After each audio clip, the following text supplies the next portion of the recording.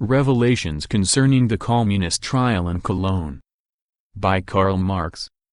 1853. 5. The letter accompanying the Red Catechism.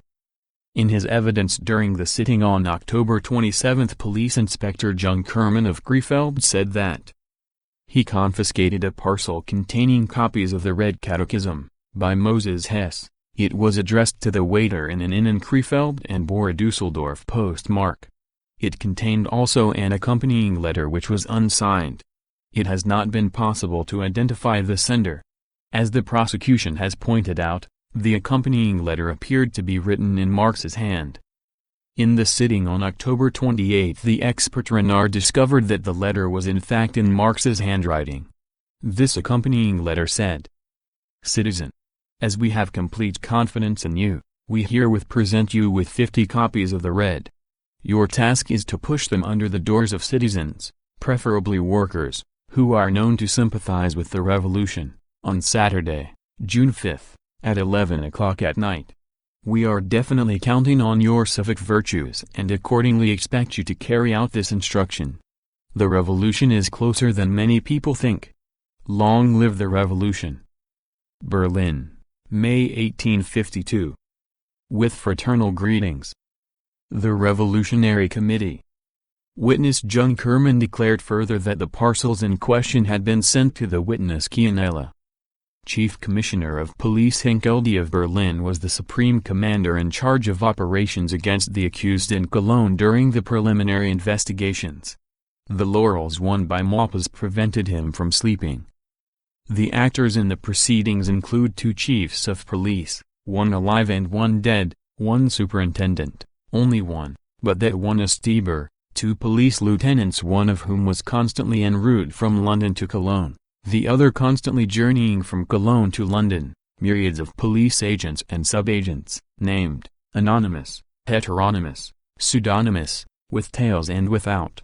Lastly, an inspector of police. No sooner had the Kölnische Zeitung arrived in London with the evidence heard on October 27 and 28 than Marx went to the magistrate in Marlborough Street, where he copied out from the newspaper the text of the accompanying letter and had a copy witnessed, and at the same time the following affidavit. 1. That he had not written the letter in question. 2. That he had only learned of its existence from the Kölnische Zeitung. 3. That he had never seen the so-called Red Catechism. 4. That he had never helped in any way at all to distribute it. It may be pointed out in passing that if such a declaration made before a magistrate is found to be false, then it counts as perjury in England with all the consequences attendant thereupon.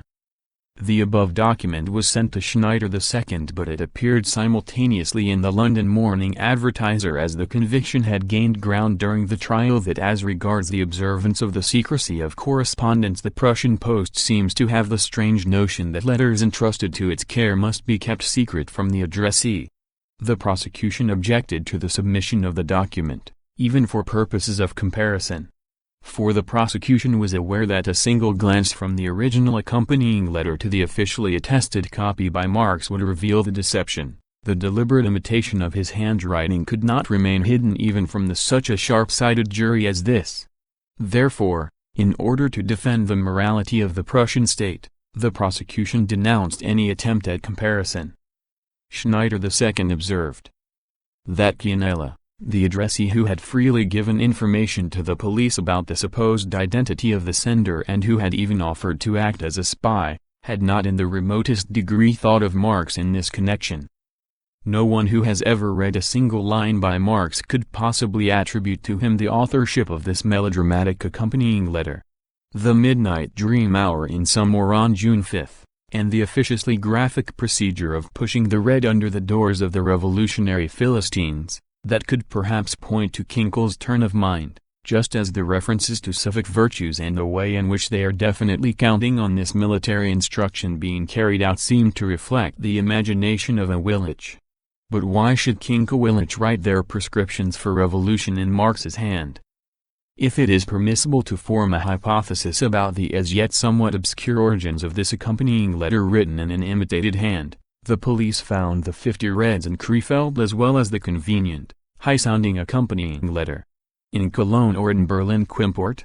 They had the text copied in Marx's handwriting. For what purpose? So as to increase the value of their commodity.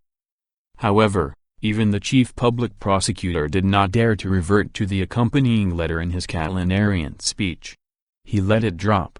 Hence it did not assist in ascertaining the still missing indictable offense. End of chapter 5.